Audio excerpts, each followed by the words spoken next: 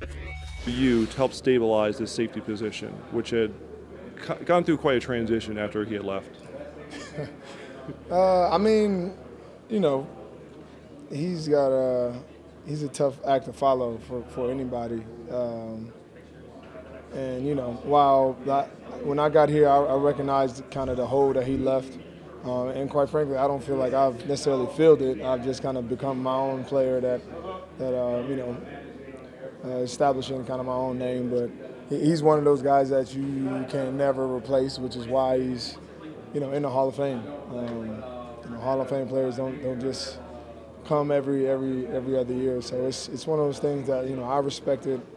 I think he knows that, and which is why he doesn't try to put too much pressure on me to try to be, like him. And we know how, or not even, I say he created kind of the love that this city has for the safety position. And I think those expectations and that bar has been set, really, really high, which is good because I think it makes all of us strive to be, something better than we probably imagined. One day I want to be able to be, in that ring of honor at the top of the stadium, and to see his name up there now, I know what the standard is, and it's a tough bar to set. But like I said, he's been a great example for all of those that have come behind him. What do you think last year meant to him, being able to watch you guys win the Super Bowl and live it through you guys, and then at the ring ceremony, he got to address the team right before they were given out? I mean, I sure meant a lot. I mean, B-Dog's not a guy that you have to really, decipher what he's saying to see how how he feels. He usually wears it on his face, and right after the game, he's crying. You can tell how much it meant to him, and so and not only just him, but a lot of the former players who've done so much for this team, for this city, and just couldn't quite bring that home.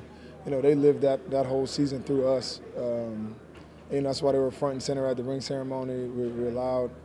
Or the parade, and then we allowed B-Dog to obviously be there for the ring ceremony. It was special for us to be able to even have him in presence and have him so invested in what we were doing as a team. Will you watch the speech at all tomorrow night? Of course, it's probably going to be one of the most epic speeches in Hall of Fame history. Anybody who knows B-Dog, even last night when they interviewed him on the sideline, that vein starts popping out his neck.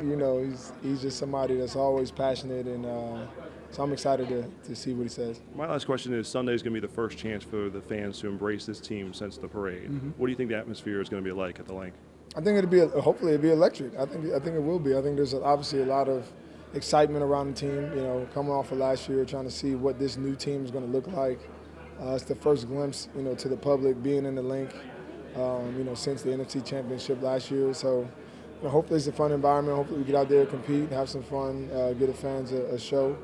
A glimpse of what this 2018 team is going to look like.